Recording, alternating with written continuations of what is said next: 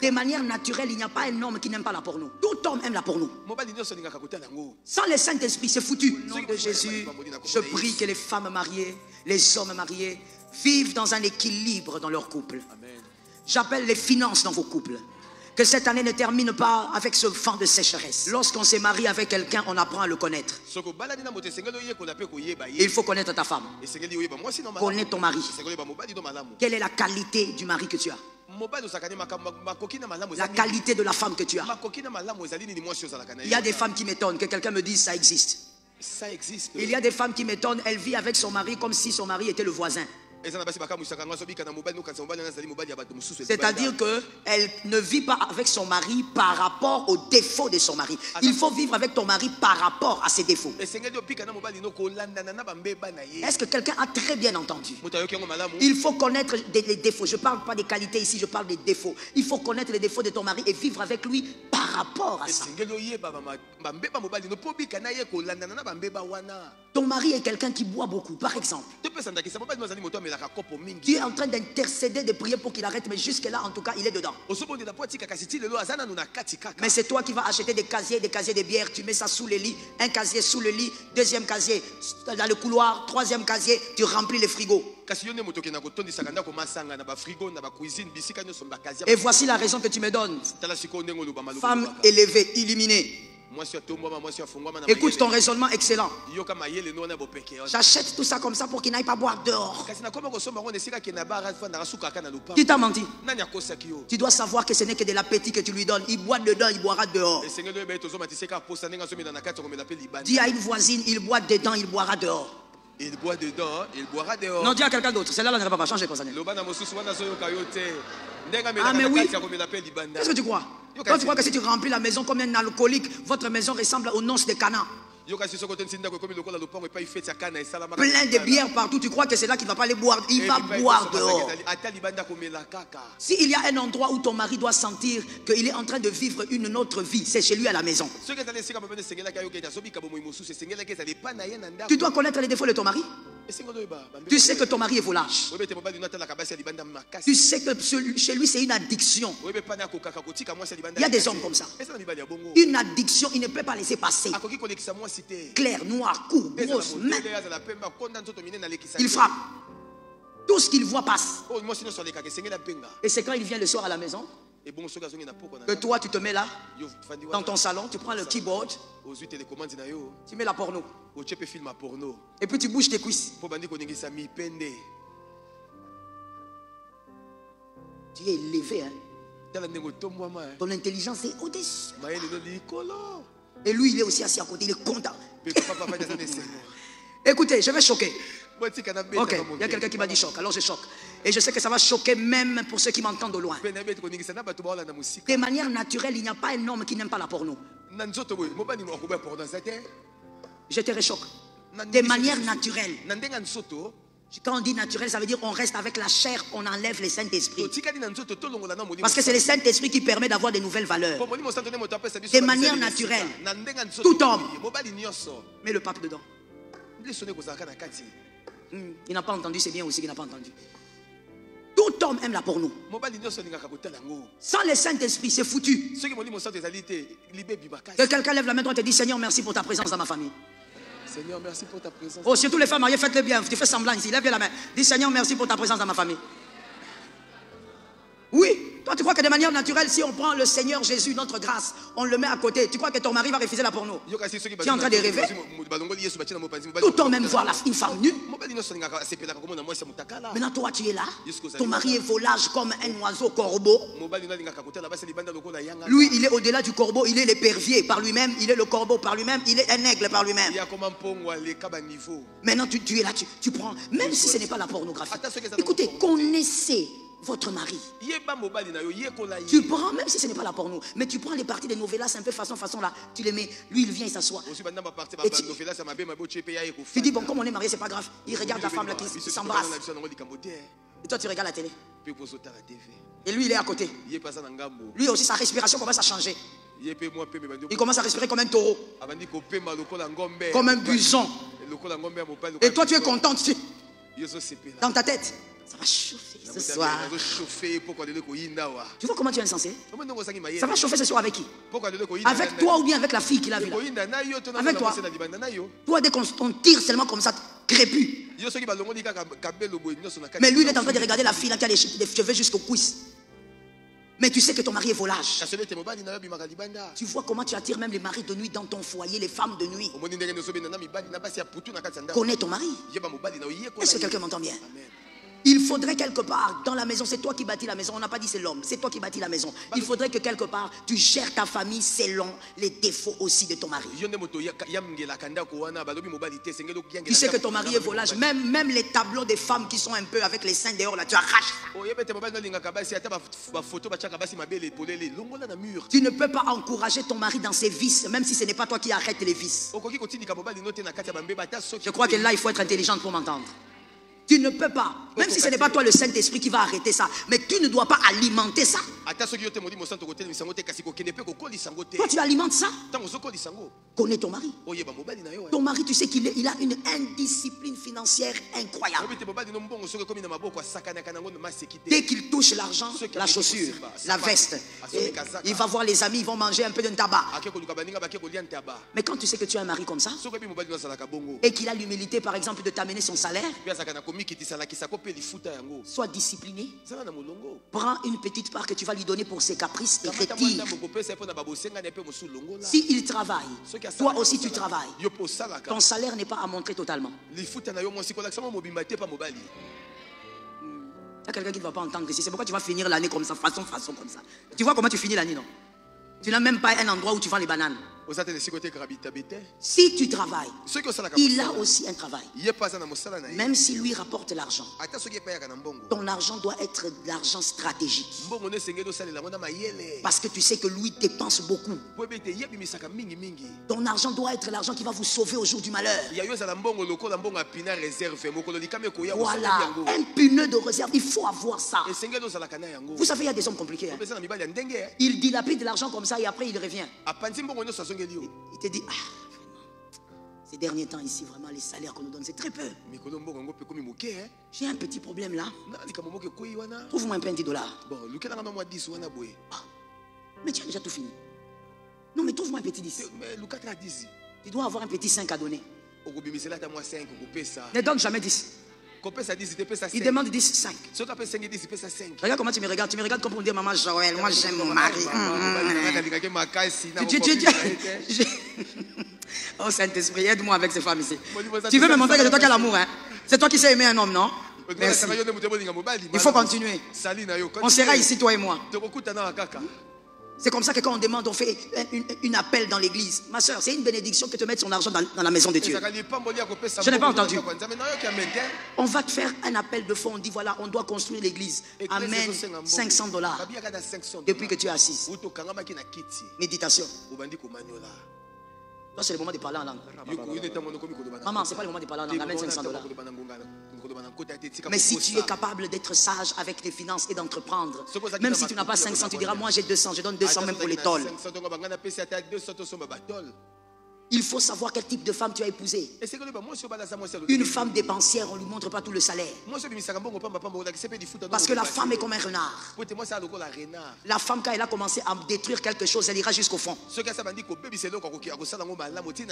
La femme, quand tu as commencé à montrer que si elle est dépensière à outrance, tu lui montres 30 000 francs. Tu lui dis voilà, je te donne 10 000. Tu retires. Elle va rester calme le lundi. Son cœur est où? Tu vas pas me mentir. Je suis femme comme toi, tu m'as menti, on se connaît. Son cœur sera seulement dans les...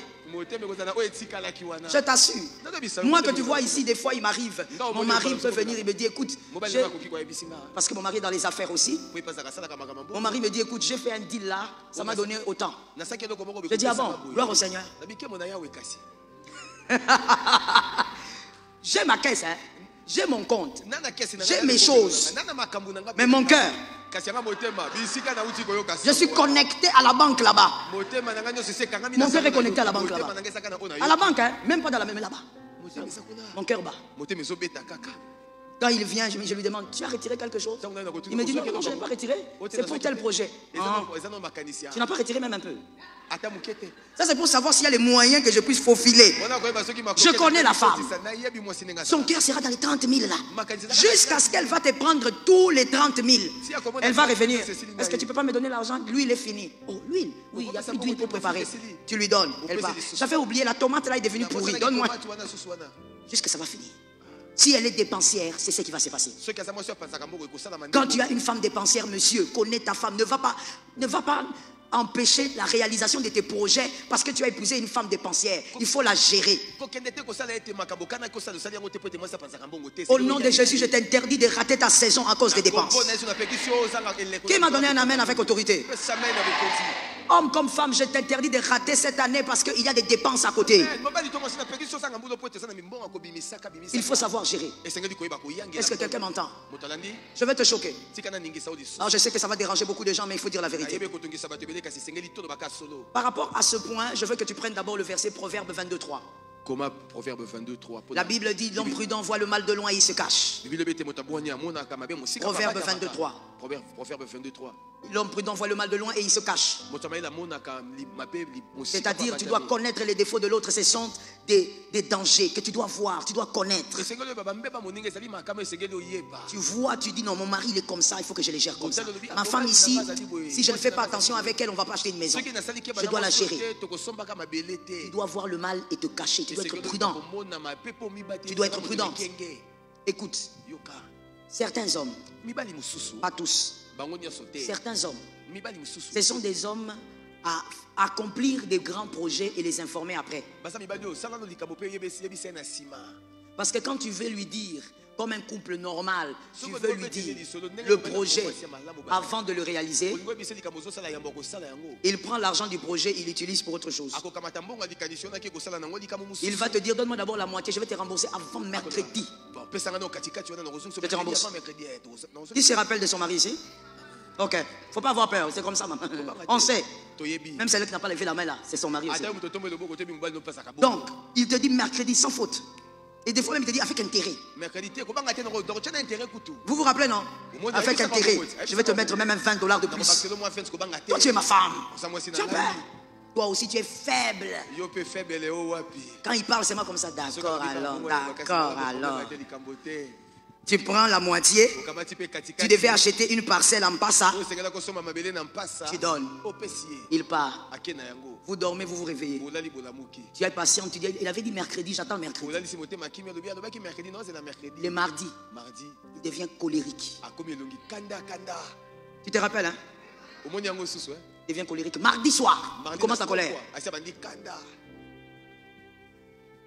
Quand il regarde la télé, c'est comme s'il regarde quelqu'un qui est au-delà de la télé.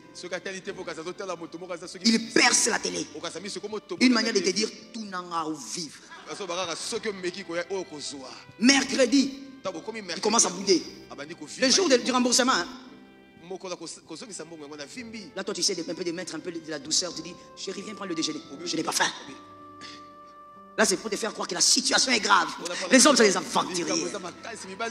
Là, c'est pour te faire croire que là, la situation est grave. Si tu joues, quelqu'un va aller en prison ici. Il va gonfler comme ça jusqu'au vendredi. Et puis le samedi, il revient. Il essaye de se calmer. Tu n'as plus de force. Tu le regardes seulement. La moitié de l'argent de la parcelle est partie. Il va venir la nuit comme les chats. Il te touche, tu boudes. Le deuxième jour, il touche, tu boudes. Toi-même réponds. Qu'est-ce que tu vas faire le 6e jour? Réponds. Tu ne réponds pas bien, je te fais la délivrance. Réponds. Tu vas donner, tu vas céder, tu vas t'étaler comme le poisson salé. L'histoire ne devait pas finir. L'histoire a fait quoi? La moitié de l'argent de la parcelle est allée où? Si on pose la question, on te dira qui a eu tort? Merci. Évidemment. C'est toi la femme. C'est toi qui as été insensé. Toi, tu ne connais pas ton mari jusqu'aujourd'hui. Tu ne sais pas comment ton mari gère l'argent. Je finis. Demain, je vais donner les signes clairs d'une femme ou d'un homme à ne pas faire confiance financièrement. Je donne ça demain. Aujourd'hui, d'ailleurs, tu peux déjà écrire le sous-titré, les signes d'une indiscipline financière. Les signes d'une indiscipline. Les signes d'une indiscipline financière. Je te pose cette question et c'est par cette question qu'on va terminer pour prier. Et nous allons sortir, encourager nos sœurs qui vendent à l'extérieur. On va acheter des petites choses, surtout les femmes vivant avec handicap. Elles sont à ma gauche ici. Je vous encourage d'aller les voir. C'est une beauté. Je te pose une question. Que toute femme et les célibataires, vous êtes doublement bénis d'écouter ces choses avant les mariages. Nous n'avions pas eu la grâce que vous avez. Si nous avions eu la grâce que vous avez, je crois que nous serons autrement aujourd'hui. La grâce que moi, en tant qu'individu, j'ai eu, c'est l'éducation à la maison. J'ai observé ma mère et j'ai tiré les leçons de la vie. Heureusement que je n'ai pas vu ma mère à un endroit où elle s'est assise et elle a dit j'attends que papa me donne. Je n'ai pas vu ça. Toutes les années où j'ai vécu avec elle, ça n'a pas existé. Papa donnait parce que c'était sa responsabilité, mais maman n'attendait pas parce qu'elle-même aussi en avait. C'est pourquoi moi dans ma tête, ça ne peut pas passer que je me sois assise, que je dépende de l'argent d'un homme. Ça ne peut pas passer. Ça ne peut pas. Maman, je vais vendre les beignets. Oh, je t'assure. Je ne peux pas. Ça ne passe pas. M'asseoir comme ça, attendre que quelqu'un d'autre fasse les calculs pour moi. Mais jeune sœur, toi tu es bénie. Et je prie que toi tu commences des entreprises avant la bague au doigt. Même ta belle famille va te respecter. On va te respecter. Vous savez, il y a des belles filles. Il y a belles filles et belles filles. Hein? On parle de ça, non? Juste un peu, non? Il y a belles filles et belles filles. Il y a de ces belles filles-là, quand il y a la fête dans la belle famille, quand tu arrives, on t'envoie au fin fond de la cuisine, là où il y a les charbons. On te pousse là-bas. Il y a une chaleur comme si c'était les préludes de l'enfer. Voilà. Répétez. Répétez. Répétez. Je te dis, mais il y a d'autres belles filles. Quand tu arrives, tout le monde d'abord vient te saluer. Comment tu vas, notre belle sœur? On te donne la chaise. Mais toi, et notre belle sœur, parce que tu pèses. Ah, mon soeur, il ne faut pas se leurrer. L'argent donne une place. Tu pèses. Quand tu vois comment tes chéris là-bas pour botter les bangos 12. Chose antique. Tu dois peser. Que tu aies un respect. La belle famille dit non, on a un besoin ici, il faut qu'on règle le courant. Et courant, il faut louer le groupe, $50. Maman, attends. Je vais te dire une chose.